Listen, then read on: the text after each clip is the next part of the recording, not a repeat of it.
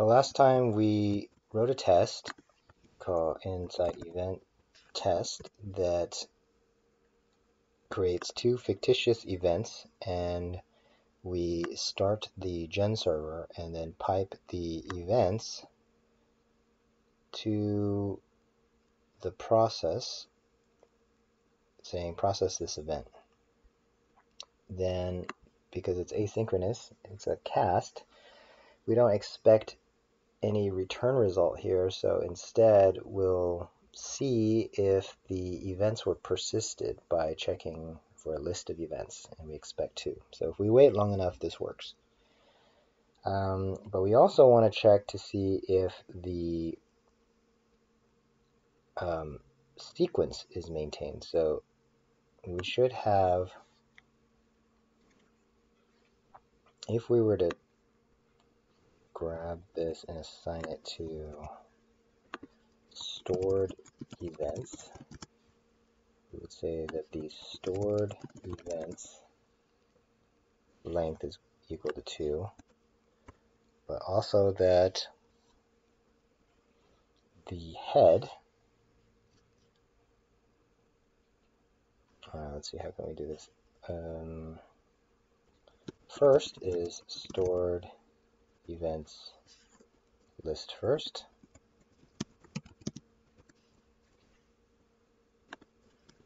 and last is list last stored events.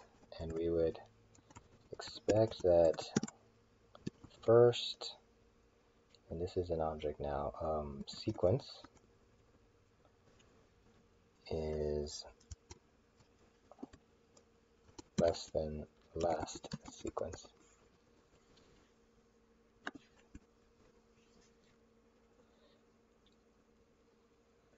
Undefined store events, stored.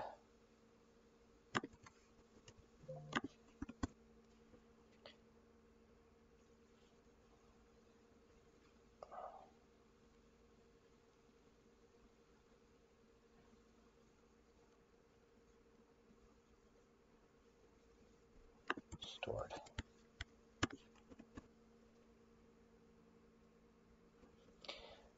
Okay, and okay, it's called sequence.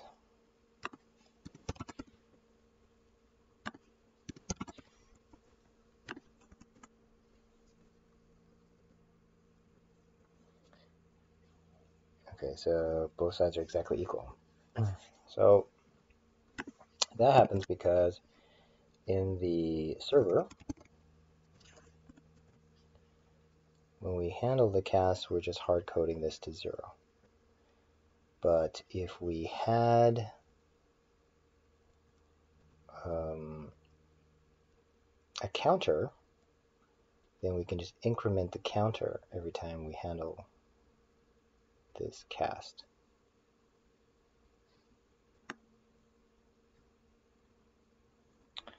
So when we start the link, here's the space, OK space, we init OK space, and we create a couple of things. 2 ETS databases, an events list, and let's say sequence. I'm going to start with 0.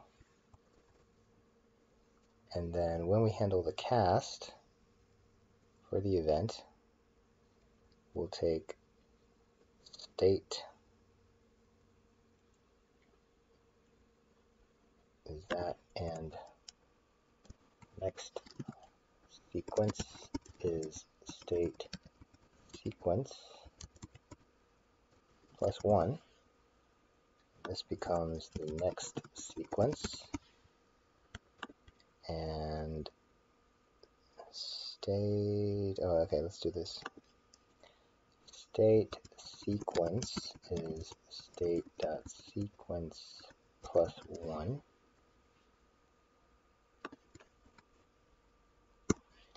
And we'll just say this is state.sequence, and it'll store the new state.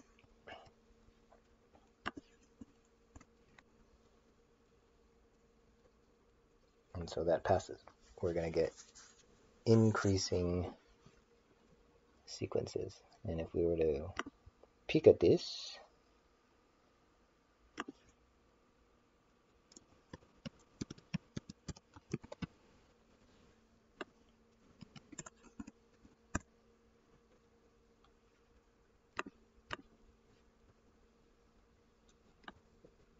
this is what we get. We now get sequence of 1 for the first one, sequence of 2, and so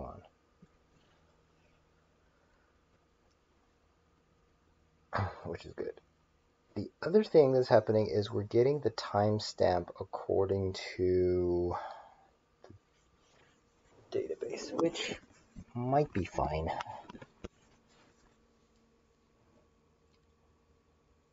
But in case you batch them, these times might not be accurate. I would feel better if we actually set the inserted at least when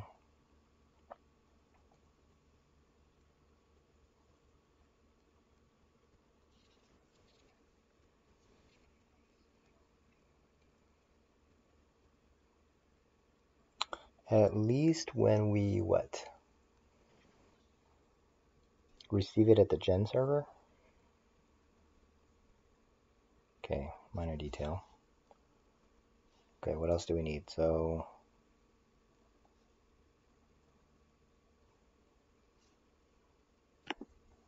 receiving these events, we're writing them here, and I think if the event is related to user movement, that's when you write it to these databases, right? Member movements and member states. And what is member states? Member states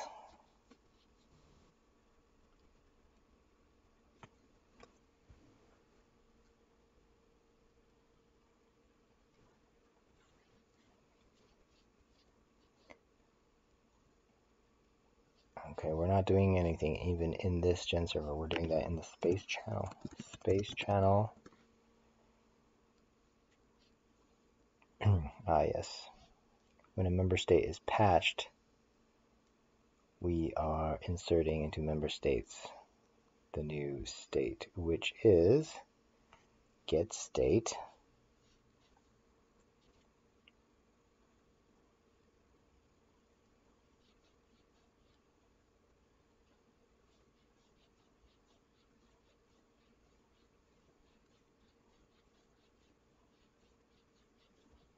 here.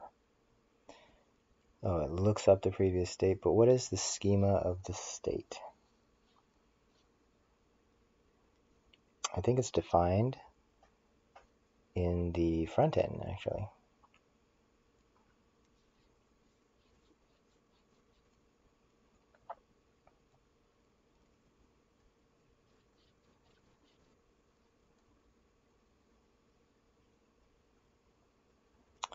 When you join, you go to after join. After join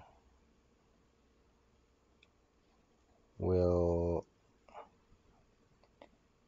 insert into member states a state. And where does that come from? State comes from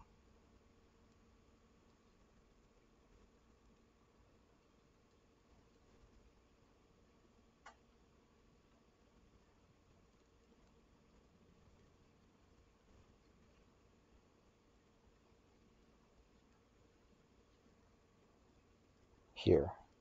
Okay, so it is provided for us. Yeah, it comes from the front end.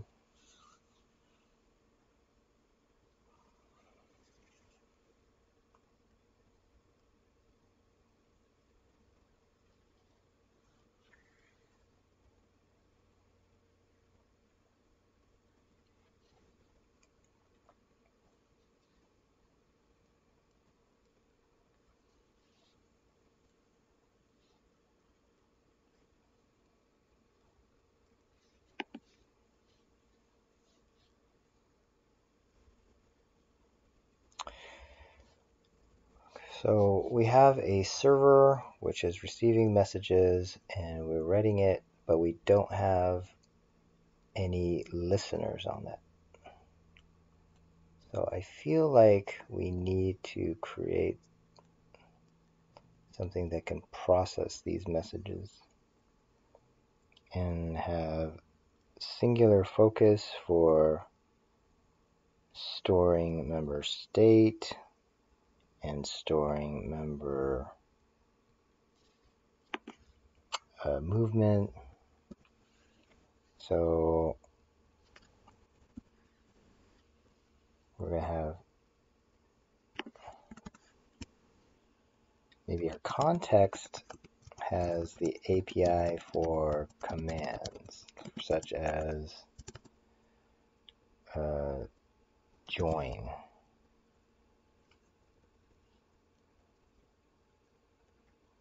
Join, member join.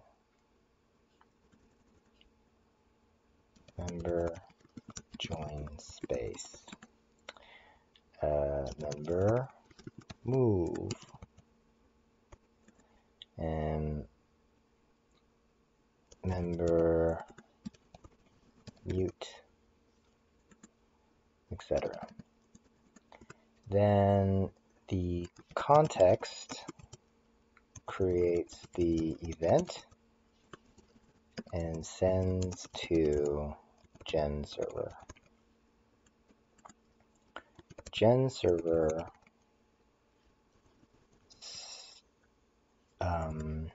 appends the event to a log. First in memory, then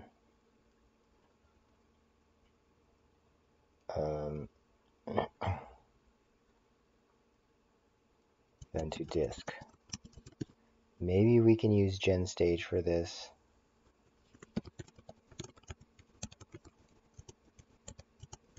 When the consumer gives producer a demand, like give me more messages, and we can batch write them to disk.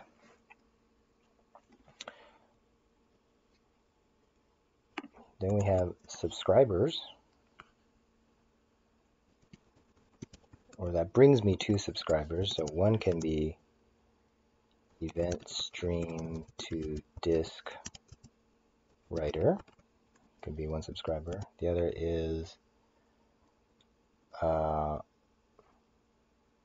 member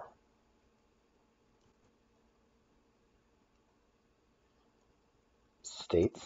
The other one might be member positions, rotations.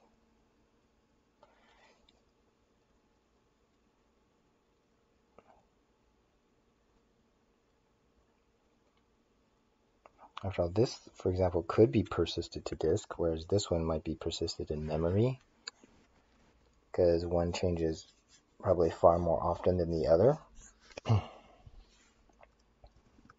Hands.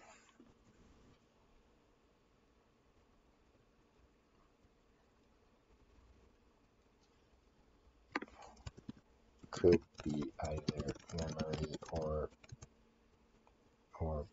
DB.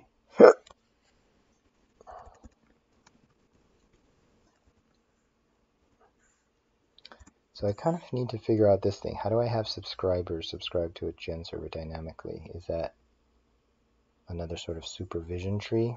So I need to do some more research about this. Every space might have a supervision tree made with GenStage or something else. Okay, so I'll take a break here.